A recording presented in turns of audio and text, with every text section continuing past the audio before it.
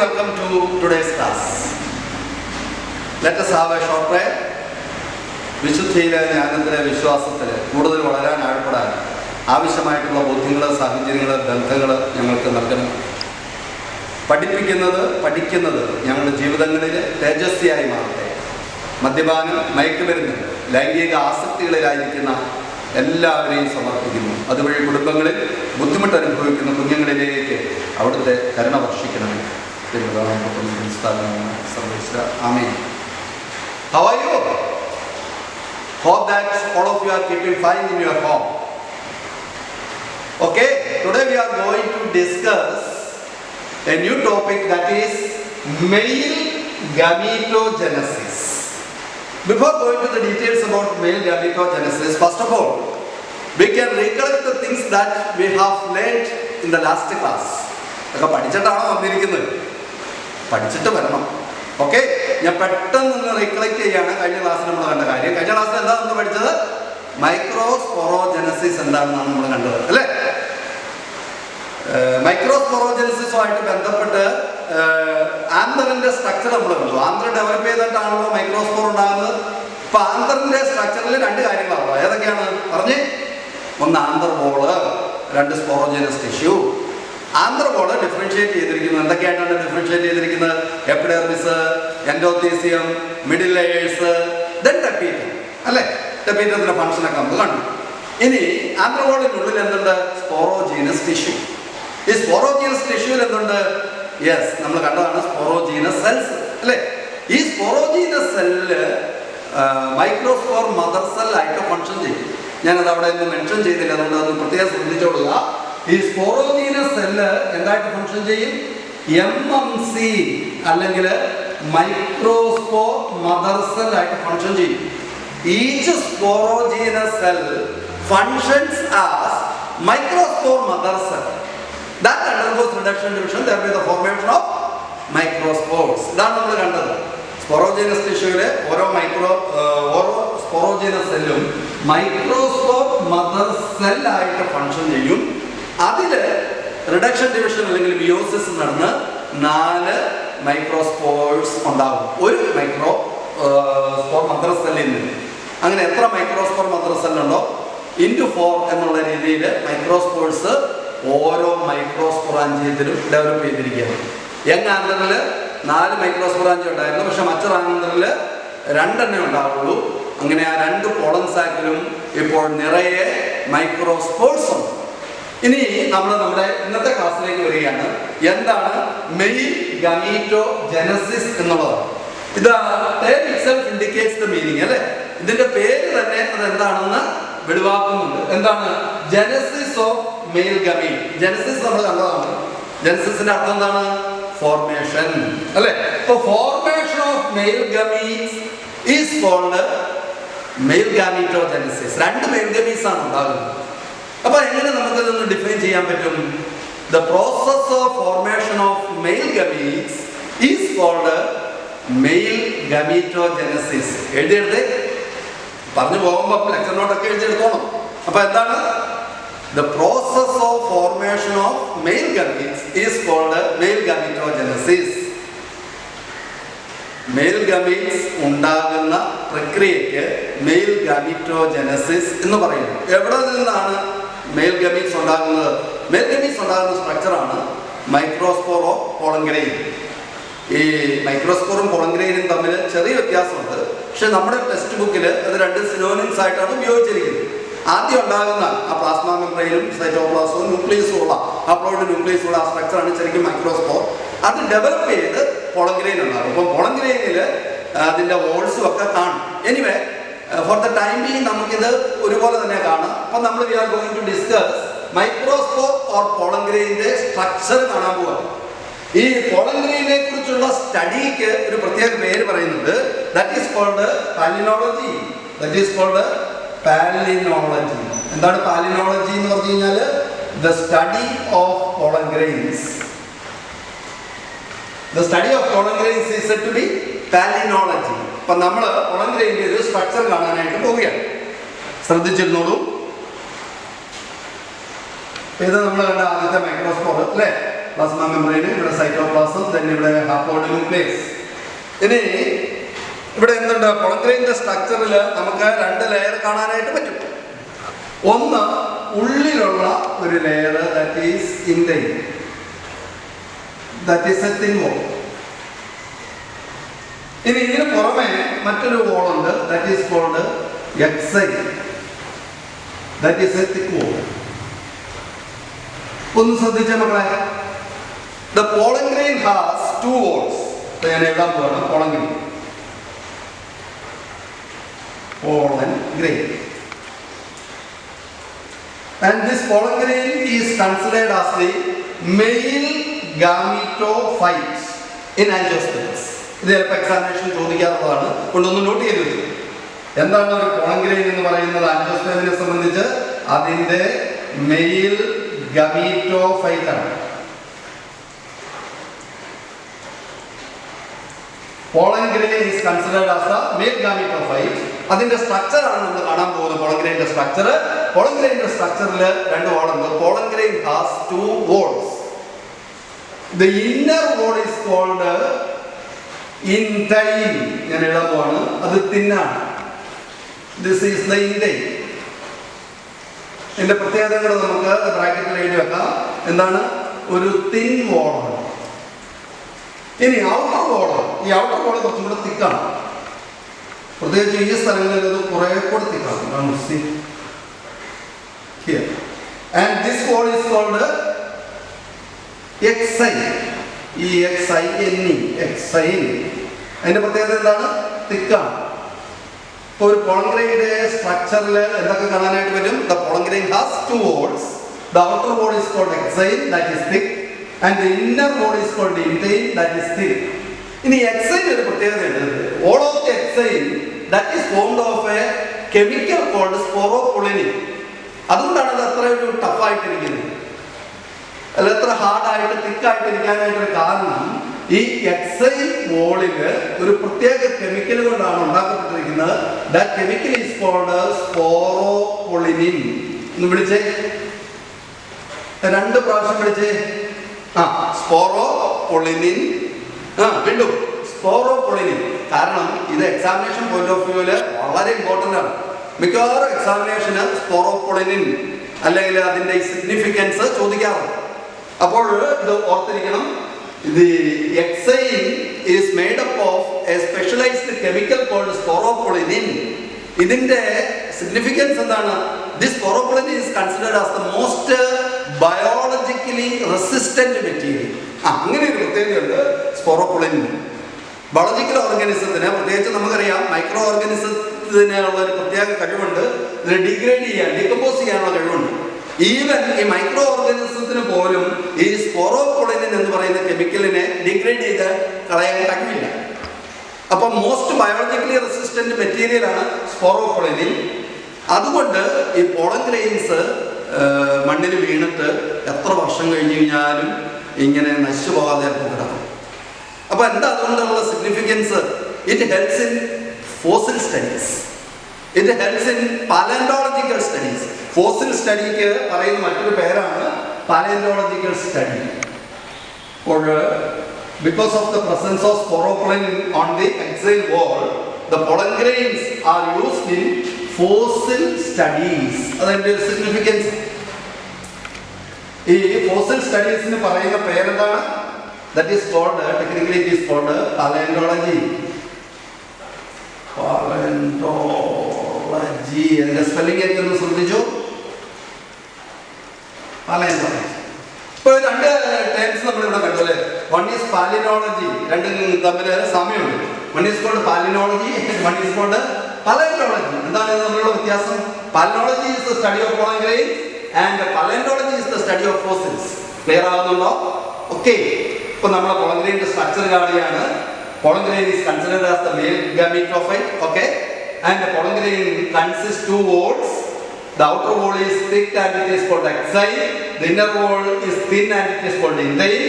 And the exine consists of a specialized chemical called sporopollenin that is considered as the most biologically resistant material. It helps in fossil studies or paleontological studies.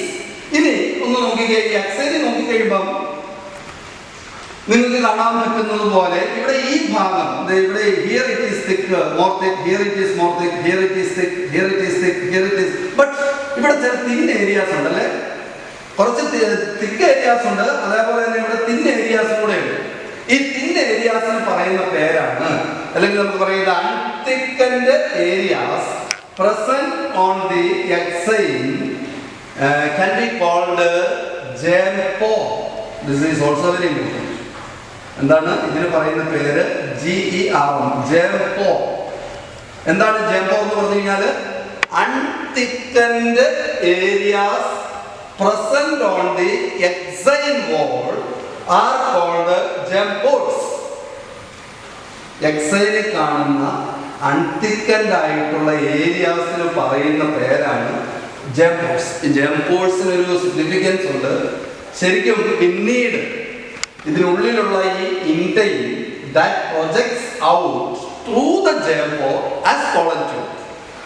ഇപ്പം പിന്നീട് ഇപ്പോഴല്ലത്, പിന്നീട് ഇതിനകത്തുള്ള ഈ intine വോളുണ്ടല്ലോ, ഈ intine wall പുറത്തേക്ക് pollen tube ആയിട്ട് പ്രൊജക്റ്റ് ഔട്ട് ചെയ്യും, ക്യാരി ദ ടു മെയിൽ ഗമൻസ്.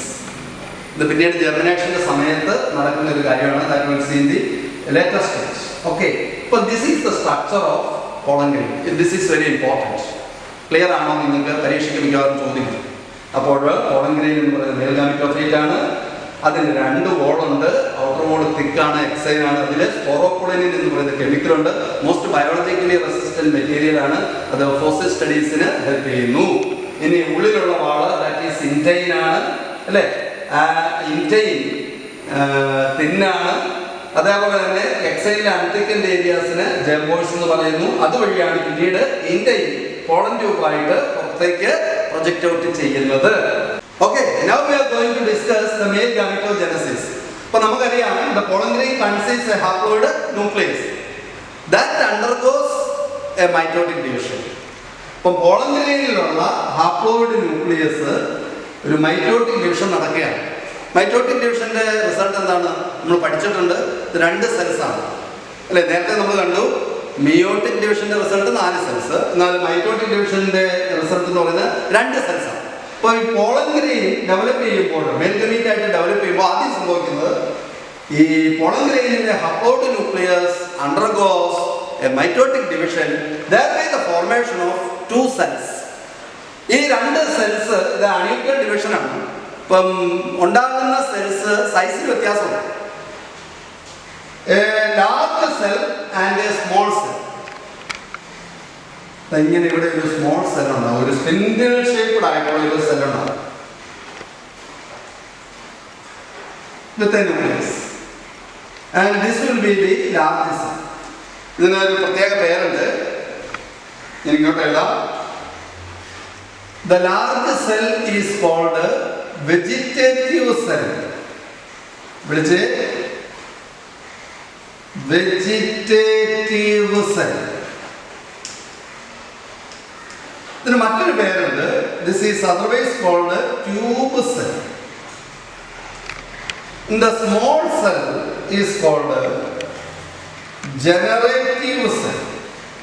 വിളിച്ച് generative cell.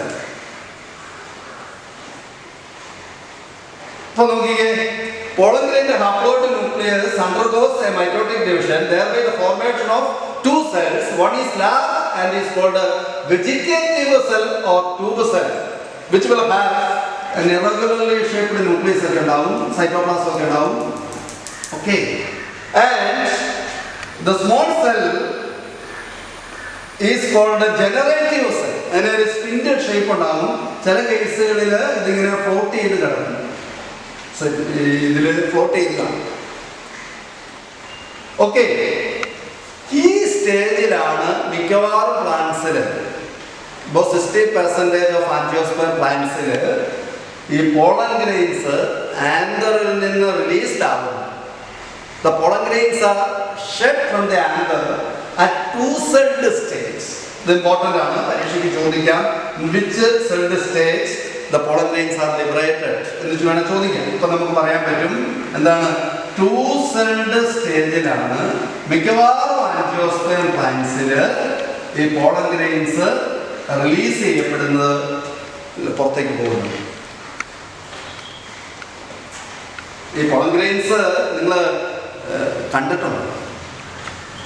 Have you ever seen pollen grains? നിങ്ങൾ കണ്ടിട്ടുണ്ടാവും, പക്ഷെ നിങ്ങൾക്ക് ചിലപ്പോൾ മനസ്സിലായിട്ടുണ്ടാവുകയല്ല ഇത് പോളൻ ഗ്രൈൻസ് ആണ്. നമ്മൾ പോളൻ ഗ്രൈൻസിന് പറയുന്ന ഒരു മലയാളം പേരെന്താണ്? പൂമ്പൊടി എന്ന് പറയും അല്ലേ? You might have seen in hibiscus, വളരെ കോമൺ ആയിട്ടുള്ള ഒരു പ്ലാന്റ് ആണ്. ഏതാണ്? ചെമ്പരത്തി അല്ലേ? ചെമ്പരത്തിയിൽ നോക്കിയാൽ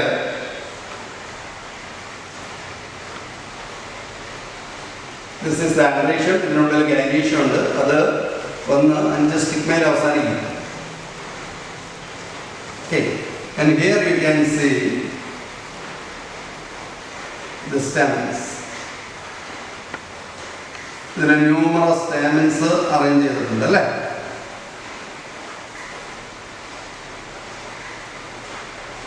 ഈ സ്റ്റാമൻസിനൊരു പ്രത്യേകത, സ്വർണ്ണം വലുതായിട്ട് വരച്ചു കഴിഞ്ഞ് കഴിഞ്ഞാൽ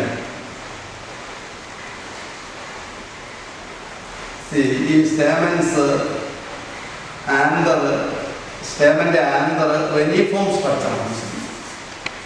എന്താണ് റെനിഫോം സ്ട്രക്ചർ എന്ന് പറഞ്ഞാൽ? കിഡ്നി ഷേപ്ഡ് സ്ട്രക്ചറാണ്. അതേപോലെ അതിൻ്റെ മറ്റൊരു പ്രത്യേകത, ഇത് മോണോത്തീക്കസ് ആണ്. നമ്മൾ കഴിഞ്ഞ ദിവസം കണ്ടിരുന്നു മിക്കവാറും പ്ലാന്റ്സിൽ ആന്തർ ഡൈത്തീക്കസ് ആണ്. എന്നാൽ ഹിബിസ്കസിൽ ആന്തറിൻ്റെ ഒരു പ്രത്യേകത, 2 പ്രത്യേകതകളാണ്. ഒന്നതിന് ഒരൊറ്റ തീക്കയെ കാണുള്ളൂ, ഒരൊറ്റ ക്യാവിറ്റിയെ കാണുള്ളൂ. അതേപോലെ തന്നെ അതിൻ്റെ ആന്തർ കിഡ്നി ഷേപ്പാണ്. ഈ 2 പ്രത്യേകതകളുണ്ട്. അപ്പോൾ ഇപ്പോൾ നമ്മൾ ഈ ചെമ്പരത്തിയിൽ ഇവിടെയൊക്കെ കൈ കൊണ്ട് തൊട്ട് കഴിഞ്ഞ് കഴിഞ്ഞാൽ ഒരു മഞ്ഞ കളറിലുള്ള പൂമ്പൊടി നമ്മുടെ കയ്യിൽ പറ്റിയിരിക്കുന്നതാണ്. This are nothing but pollen grains. ഇതെങ്ങനെയാണ് നമുക്കത് കാണാനായിട്ട് പറ്റുന്നത്? When you go to lab you can see these pollen grains under microscope. അവിടെ ഒരു ട്രാൻസ്പാരന്റ് ഗ്ലാസ് ലൈൻ എടുത്ത് അതിൻ്റെ നടുക്ക് ഒരു ഡ്രോപ്പ് ഓഫ് വാട്ടർ വെച്ചിട്ട് ഈ കയ്യിൽ പറ്റിയിരിക്കുന്ന പൂമ്പൊടി അതൊന്ന് സ്പ്രിങ്കിൾ ചെയ്തിട്ട് ഒരു കവർ ഗ്ലാസ് ഒക്കെ വെച്ചിട്ട് മൈക്രോസ്കോപ്പിലൂടെ നോക്കി കഴിഞ്ഞ് കഴിഞ്ഞാൽ you can see the pollen grains with beautiful ornamentations. ഒക്കെ നല്ല അലങ്കാര പണികൾ നമുക്ക് ഈ pollen grains കാണാനായിട്ട് പറ്റും. ഇപ്പം ഭൂമിയിൽ തന്നെ ഏറ്റവും സുന്ദരങ്ങളായിട്ടുള്ള വസ്തുക്കളിൽ ഒന്നായിട്ടാണ് ഈ pollen grains അറിയപ്പെടുന്നത്. മറ്റൊന്ന് നമ്മൾ കഴിഞ്ഞ വർഷം പഠിച്ച ഡയാറ്റംസ്. ഡയാറ്റംസിന്റെ വോളിലും ഇതേപോലെ ബ്യൂട്ടിഫുൾ ഓർണമെന്റേഷൻസ് നമ്മൾ കണ്ടു. എന്ന് മാത്രമല്ല ഈ വലിയ എഞ്ചിനീയേഴ്സ്, ആർക്കിടെക്ട്സ് അവര് പുതിയ ബിൽഡിംഗ് ഒക്കെ പണിയുന്നതിന് വേണ്ടിയിട്ടുള്ള ഡിസൈൻ കോപ്പി ചെയ്യുന്നത് യഥാർത്ഥത്തിൽ ഈ പോളൻ ഗ്രെയിൻസിന്റെ മുകളിലുള്ള ഓർണമെന്റേഷൻസ് നോക്കിക്കൊണ്ടാണ്, ഇത് കോപ്പി ചെയ്തുകൊണ്ടാണ്.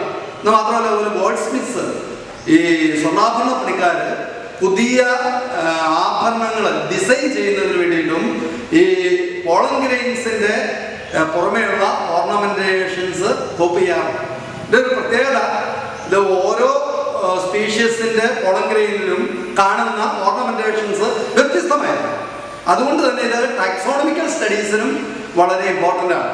പ്ലാന്റ് ഒക്കെ പുതുതായിട്ട് കണ്ടുപിടിച്ച് കഴിഞ്ഞാൽ ഇതിൻ്റെ ഒരു ഐഡന്റിഫിക്കേഷൻ ക്യാരക്ടറായിട്ട് പോലും ഈ പോളൻ ഗ്രെയിനിന്റെ പുറമേയുള്ള ഓർണമെന്റേഷൻസ് എടുക്കാറുണ്ട്. അപ്പോൾ ഓക്കെ, ഇത് നിങ്ങൾക്ക് വീട്ടിൽ അല്ലെങ്കിൽ ലാബിലൊക്കെ ആയിരിക്കുമ്പോൾ, സ്കൂളിലായിരിക്കുമ്പോൾ ഫ്രീ ടൈം കിട്ടുമ്പോൾ ലാബിൽ പോയിട്ട് നിങ്ങൾക്ക് ഡിഫറെൻറ്റ് പ്ലാന്റ്സിന്റെ പോളൻ ഗ്രെയിൻസ് കളക്ട് ചെയ്തിട്ട് നിങ്ങൾക്ക് ഇത് മൈക്രോസ്കോപ്പിൽ വെച്ച് നോക്കാവുന്നതാണ്. ഓക്കെ, അപ്പോൾ നമ്മൾ മെയിൽ ഗമീറ്റോജെനസിസ് കാണുകയാണ്. അപ്പോൾ ഇവിടെ ഇതുവരെയും മെയിൽ ഗമീറ്റ് ഉണ്ടായോ? ഇല്ല. അപ്പോൾ നമ്മൾ മെയിൽ ഗമീറ്റോജെനസിസിലൂടെ പോവുകയാണ്. അപ്പോൾ നമ്മൾ കണ്ട കാര്യങ്ങൾ ഒന്നും കൂടെ നമുക്കൊന്ന് നോക്കാം. During the time of male gametogenesis, the haploidy of the pollen grain that undergoes a mitotic division, that by the formation of a large cell called vegetative cell or tubule cell and a small spindle-shaped cell called generative cell. ഇനി ശ്രദ്ധിക്കുക, ഈ vegetative സെല്ലിന് ഒരു nutritive ഫംഗ്ഷനാണ്. എന്നാൽ mail gamete ഉണ്ടാകാനായിട്ട് സഹായിക്കുന്ന cell generative സെല്ലാണ്. That is very important. ഓർത്തിരുന്നു, the generative cell undergoes a mitotic division. വീണ്ടും ജനറേറ്റീവ് സെല്ലിൽ ഒരു മൈറ്റോട്ടിക് ഡിവിഷൻ കൂടെ നടക്കുക.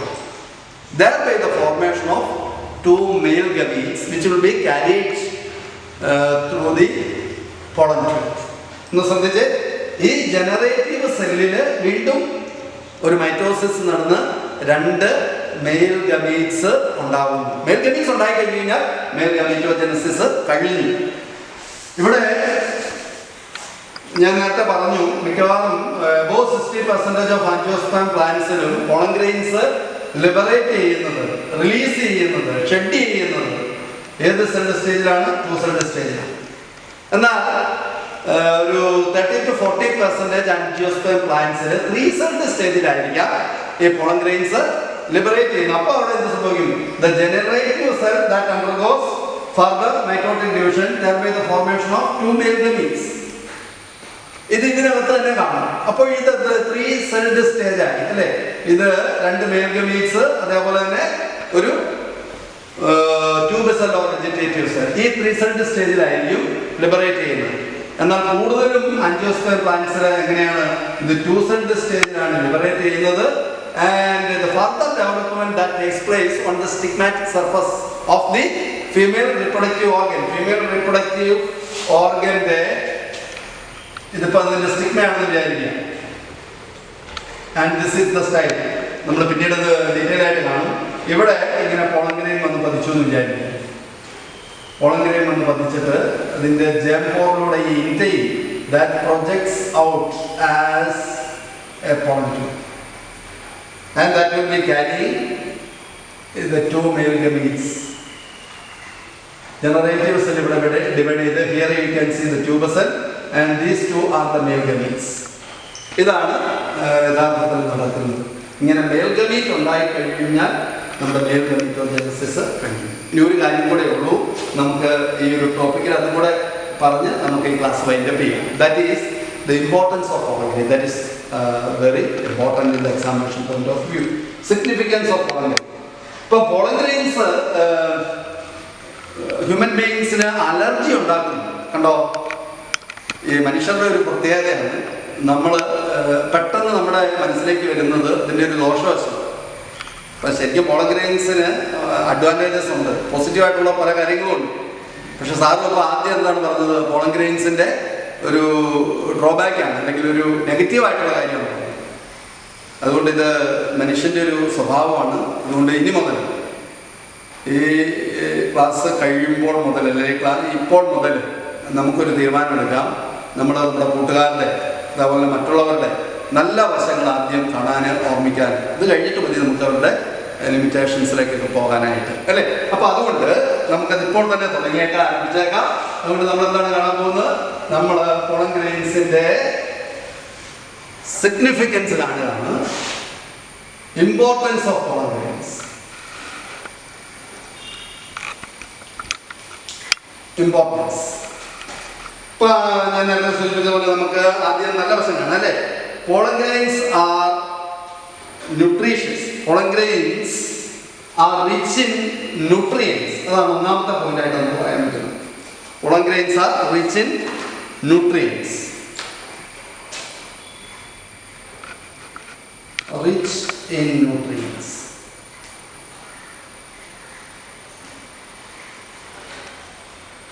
So that the pollen grains are used as food supplements, and it has become a fashion to consume or use pollen grains, especially in the form of tablets and syrups. അപ്പോൾ അങ്ങനെയും കൂടെ വന്നിട്ടുണ്ട്. Western countries, they consume pollen grains in the form of tablets and syrups, and that are made available in the markets. Medical ഷോപ്പിൽ അതുപോലെ മാർക്കറ്റിൽ നമുക്ക് വാങ്ങിക്കാനായിട്ട് കിട്ടുന്ന രീതിയിൽ അത് സിറപ്പായിട്ട്, ടാബ്ലറ്റ്സ് ആയിട്ട് നമുക്ക് ഉപയോഗിക്കാനായിട്ട് പറ്റും. അപ്പം അതിന് കാരണം റിച്ച് ഇൻ ന്യൂട്രിയൻസ് എന്നുള്ളതാണ്. അപ്പോൾ ന്യൂട്രീഷ്യസ് ആണ് എന്നുള്ളതാണ്. അതുകൊണ്ടാണ് നമുക്കറിയാം ഈ പോളിനേഷന്റെ സമയത്ത് ഇൻസെക്ട്സ് ഫ്ലവറിൽ വിസിറ്റ് ചെയ്യുന്നതിന് ഒരു കാരണം അതാണ്. ഫ്ലവർ ഒരു ഫ്ലോറൽ റിവാർഡായിട്ട് ഡെലീഷ്യസ് ആയിട്ടുള്ള ഫുഡ് കൊടുക്കുകയാണ്. They are very nutritious. അപ്പോൾ അത് പ്രധാനപ്പെട്ട ഒരു കാര്യമാണ്. എന്ന് മാത്രമല്ല, the consumption of pollen grains has been claimed to increase the performance of race horses and athletes അങ്ങനെ ഒരു പ്രത്യേകതയും തിരിച്ചറിഞ്ഞിട്ടുണ്ട്. ഈ അത്ലറ്റ്സിനൊക്കെ അവർക്ക് നല്ല എനർജിയൊക്കെ വേണം, അപ്പം ഓടാനും ചാടാനും അല്ലേ. അപ്പോൾ അതിനു മുമ്പ് അവർ ഈ പോളൻ ഗ്രെയിൻസ് കൺസ്യൂം ചെയ്യുമെന്നാണ് പറയുന്നത്. അതുകൊണ്ട് അവർക്ക് നല്ല എനർജി കിട്ടും. അതേപോലെ തന്നെ കുതിര ഓട്ടത്തില്, കുതിര പന്തയത്തില് കുതിരകൾക്ക് ഈ പോളൻ ഗ്രെയിൻസ് കൊടുക്കാറുണ്ട്. അപ്പോൾ ഇതൊക്കെ പോളൻ ഗ്രെയിൻ്റെ ഒരു പോസിറ്റീവായിട്ടുള്ള കാര്യമാണ്. They can be use in food supplements എന്നുള്ളത്. ഇനി രണ്ടാമത് ആയിട്ടുള്ള ഒരു കാര്യം ഞാൻ നേരത്തെ സൂചിപ്പിച്ചതാണ് അല്ലെ, because of the presence of the sporopollenin on the exine wall of pollen grain that may help in fossil studies. ഇപ്പം പാലന്റോളജിക്കൽ സ്റ്റഡീസിന് ഹെൽപ്പ് ചെയ്യും അല്ലെ, ഹെൽപ്സ് ഇൻ പാലന്റോളജിക്കൽ സ്റ്റഡീസ്. പിന്നെ മൂന്നാമതായിട്ട് ഞാനൊന്ന് പറഞ്ഞു, കാരണം the pollen grains will have many beautiful ornamentations so that it helps in taxonomical studies. Taxonomical studies എന്ന് പറഞ്ഞു കഴിഞ്ഞാൽ ഐഡന്റിഫിക്കേഷൻ ഇപ്പം സിമിലർ ആയിട്ടുള്ള കുറേ ക്യാരക്ടേഴ്സ് വന്നു. അപ്പോൾ ഏത് ഫാമിലിയിലാണ് ഇതിനെ ഉൾപ്പെടുത്തേണ്ടത് എന്നൊരു കൺഫ്യൂഷൻ വരുമ്പോൾ വേണമെങ്കിൽ നമുക്ക് ഇത് പാലിനോളജിക്കൽ സ്റ്റഡീസ് അല്ലെങ്കിൽ അതിൻ്റെ ടാക്സോണമിക്കൽ സ്റ്റഡീസിൽ ഈ പോളൻ ഗ്രെയിൻസിൻ്റെ ഓർണമെന്റേഷൻസിൻ്റെ പ്രത്യേകത നോക്കി അതിനെ ഒരു പ്രത്യേക ഫാമിലിയിലേക്ക് ഇടാനായിട്ട് പറ്റും. അപ്പോൾ നോക്കിക്കേ, ഇതിലെ പോസിറ്റീവായിട്ടുള്ള കാര്യങ്ങൾ, these pollen grains are rich in nutrients so that it can be used as food supplements അല്ലേ. അതേപോലെ തന്നെ bee pollen that is available in the market കേട്ടോ. bee pollen എന്ന് നമ്മൾ പറയും. bee pollen എന്താണ് bee pollen എന്ന് പറഞ്ഞു കഴിഞ്ഞാൽ നിങ്ങളുടെ ടെക്സ്റ്റ് ബുക്കിലൊക്കെ ഇതിൻ്റെ ഒരു ലേബലിംഗ് ഒക്കെ കാണിച്ചിട്ടുണ്ട്, നിങ്ങൾ പോയി നോക്കണം. അതായത് pollen grains which are pollinated by bees can be called bee pollen. അതിനൊരു പ്രത്യേകത മെഡിസിൻ വാല്യൂ ഉണ്ടെന്നാണ് പറയുന്നത്. ഇപ്പം പോളൻ ഗ്രെയിൻസ് തന്നെ അത് ഹണി ബീസ്, തേനീച്ചകൾ പോളിനേറ്റ് ചെയ്ത pollen grains will have medicinal value. അപ്പം അതും മാർക്കറ്റിൽ വലിയ ഒരു ഡിമാൻഡുള്ള കാര്യമാണ്. മാത്രമല്ല അത് സിറപ്പായിട്ടും ടാബ്ലറ്റായിട്ടും ഒക്കെ നമുക്ക് കിട്ടും. അതേപോലെ തന്നെ ഈ അത്ലറ്റ്സിൻ്റെ റേസ് ഹോഴ്സസിൻ്റെ പെർഫോമൻസിനെ ഇൻക്രീസ് ചെയ്യാനായിട്ട് ഇത് സഹായിക്കുന്നു. അതുകൊണ്ട് ഇത് ഫുഡായിട്ട് ഉൾപ്പെടുത്തിയിരിക്കുന്നു. പാലന്റോളജിക്കൽ സ്റ്റഡീസിന്, ഫോസിൽ സ്റ്റഡീസിന് ഇമ്പോർട്ടൻ്റ് ആണ്. ടാക്സോണമിക്കൽ സ്റ്റഡീസിന് ഹെൽപ്പ് ചെയ്യുന്നു. ഇനി നമുക്ക് അതിൻ്റെ ഒരു ദോഷവശം നമുക്ക് നോക്കാം. നമ്മൾ നേരത്തെ പറഞ്ഞ പോലെ pollen grains cause allergies, various types of allergies in human beings can cos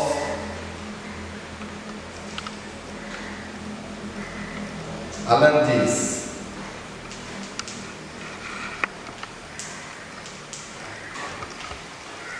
ഇപ്പം അക്കേഷ്യ എന്ന് പറയുന്നത് നമ്മുടെ സ്കൂളുണ്ടായിരുന്നു, പക്ഷേ ബിൽഡിംഗ് ഒക്കെ ഉണ്ടാകുന്ന സമയത്ത് നമ്മൾ വെട്ടിക്കളയും. ഇപ്പോൾ തൃശ്ശൂരൊക്കെ പോകുന്ന സമയത്ത് നാഷണൽ ഹൈവേയുടെ രണ്ട് സൈഡുകളിലും ധാരാളം അക്കേഷ്യ മരങ്ങളുണ്ട്. അപ്പോൾ അതിലുണ്ടാകുന്ന ആ പൂവിലെ പൂമ്പൊടി അത് പല മനുഷ്യർക്കും അലർജിക്ക് കാരണമായി തീരുന്നു എന്ന് കണ്ടെത്തിയിട്ടുണ്ട്. ഇത് മാത്രമല്ല, വേറൊന്നുണ്ട്, പാർത്തീനി എന്ന് പറയുന്നൊരു വീടുണ്ട്. പാർത്തീനിയം, ക്യാരറ്റ് ഗ്രാസ് എന്നൊക്കെ പറയും. അത് ഗോതമ്പ് നമ്മുടെ രാജ്യത്തേക്ക് ഇൻട്രൊഡ്യൂസ് ചെയ്യപ്പെട്ടപ്പോൾ അതിൻ്റെ കൂടെ വന്നൊരു സാധനമാണ്. പക്ഷെ അത് വലിയൊരു പ്രശ്നമായിട്ട് മാറി, ഒരു എൻവറോൺമെൻറ്റൽ ഇഷ്യൂ ആയിട്ട് മാറി. അതൊരു വലിയ കളയാണ്. അതിൻ്റെയും ഈ പൂമ്പൊടി that may cause different types of allergies. എല്ലാവർക്കും അത് വരണമെന്നില്ല, പക്ഷെ കുറേ ആൾക്കാർക്ക് അത് അലർജീസിന് കാരണമാകും. എന്ന് മാത്രമല്ല, that may lead to the respiratory disorders like the chronic respiratory disorders like asthma and bronchitis. ഇപ്പം ചിലരിൽ ഈ പൂമ്പൊടി അല്ലെങ്കിൽ ഈ പോളൻ ഗ്രെയിന് എന്തിനു കാരണമാകുന്നു? ആസ്മയ്ക്ക് കാരണമാകുന്നു, ക്രോണിക് ആയിട്ടുള്ള റെസ്പിറേറ്ററി ഡിസോർഡേഴ്സിന് കാരണമാകുന്നു, ബ്രോങ്കൈറ്റീസിന് കാരണമാകുന്നു. Then the last one is viability. അതുകൂടെ പറഞ്ഞ് നമ്മൾ അവസാനിപ്പിക്കുകയാണ്. പോളൻ ഗ്രെയിൻ്റെ വയബിലിറ്റി എന്ന് പറഞ്ഞു കഴിഞ്ഞാൽ അതിന് സജീവമായിട്ട് നിലനിൽക്കാനായിട്ട് എത്ര സമയം പറ്റും, അത് ജെർമിനേറ്റ് ചെയ്യാനായിട്ട് എത്ര സമയം വരെ ഉണ്ട് എന്നുള്ളതാണ്.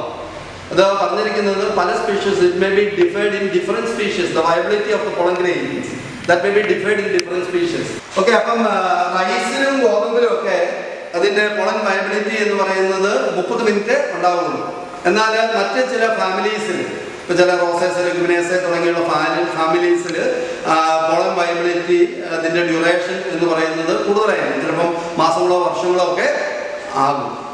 അപ്പോൾ അതുകൊണ്ട് എന്ത് ചെയ്യും, ഇപ്പം നല്ല സ്പീഷീസിൻ്റെ ഒക്കെ pollen grains that may be preserved in very low temperature. The temperature of liquid nitrogen 196 degrees Celsius നമുക്ക് പ്രിസർവ് ചെയ്യാനായിട്ട് പറ്റും. That process is called cryopreservation. You might have heard about it. Cryopreservation എന്നാണ് പറയുന്നത് അല്ലേ. വെരി ലോ ടെമ്പറേച്ചറിൽ pollen grains നമുക്ക് സൂക്ഷിച്ചു വെക്കാം.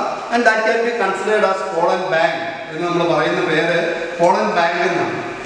അപ്പം നല്ല വെറൈറ്റി ഓഫ് പ്ലാന്റിൻ്റെ ഒക്കെ പോളൻ ഗ്രെയിൻസ് നശിച്ചു പോകാതെ ലിക്വിഡ് നൈട്രജൻ്റെ ടെമ്പറേച്ചറിൽ 196 ഡിഗ്രി സെൽഷ്യസ് അത്രയും താഴ്ന്ന ടെമ്പറേച്ചറിൽ നമുക്ക് സൂക്ഷിച്ചു വെച്ച് പോളൻ ബാങ്ക് ആയിട്ട് കൺസർവ് ചെയ്യാനായിട്ട് പറ്റും. പെട്ടെന്ന് നമ്മൾ ഒരു 2 മിനിറ്റിനുള്ളിൽ പെട്ടെന്ന് ഓടിച്ച് കാണുകയാണ്. അപ്പോൾ ഇന്നത്തെ ക്ലാസ് നമ്മൾ കണ്ട ഒരേ കാര്യം ഇതാണ്, ദാറ്റ് ഈസ് മെയിൽ ഗാമീറ്റോജെനസിസ് എന്ന് പറഞ്ഞു കഴിഞ്ഞാൽ ഫോർമേഷൻ ഓഫ് മെയിൽ ഗമീറ്റ്സ്. അതിൻ്റെ തുടക്കം എന്ന് പറയുന്നത് പോളൻ ഗ്രെയിൻ ഓർ മൈക്രോസ്പോർ ആണ്. അതിൻ്റെ സ്ട്രക്ചർ നമ്മൾ കണ്ടു.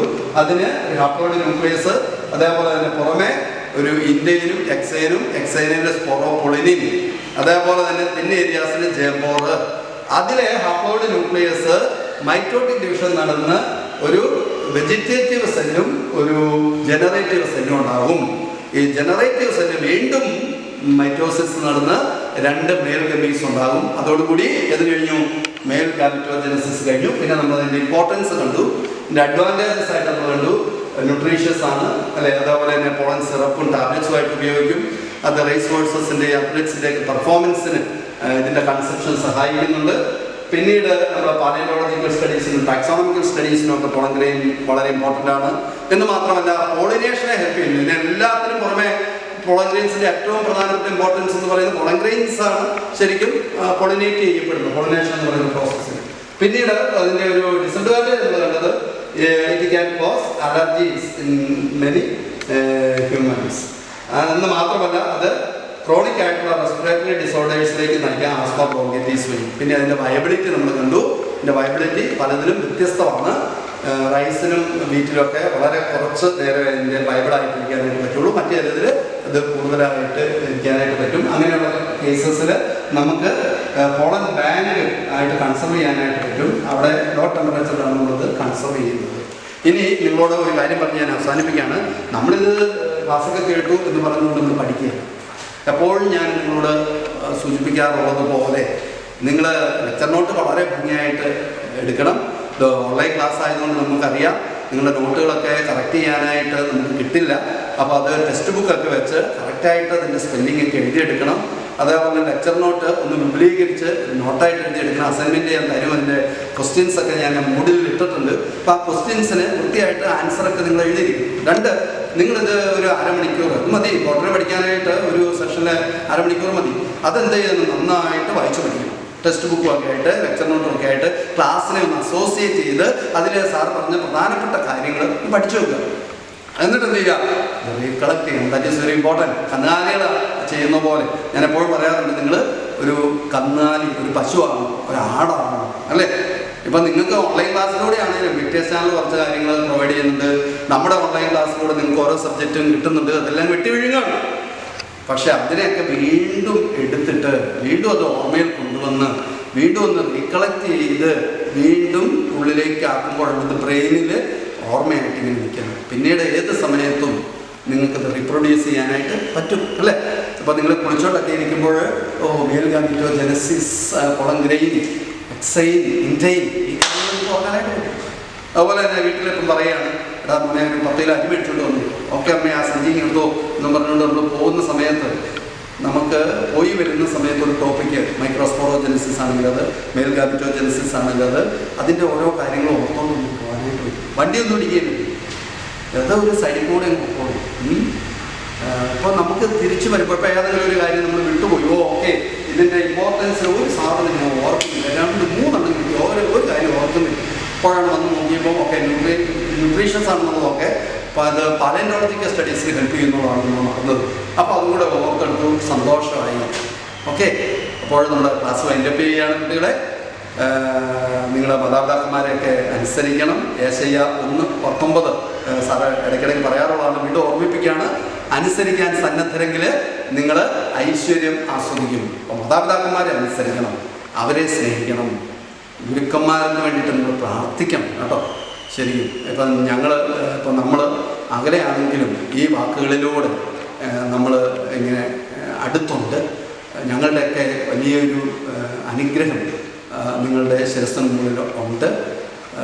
തീർച്ചയായിട്ടും നമുക്ക് അടുത്ത് തന്നെ നേരിൽ കാണാം എന്ന് പ്രതീക്ഷിക്കുകയാണ്. നന്നായിട്ട് പഠിക്കുക. Thank you.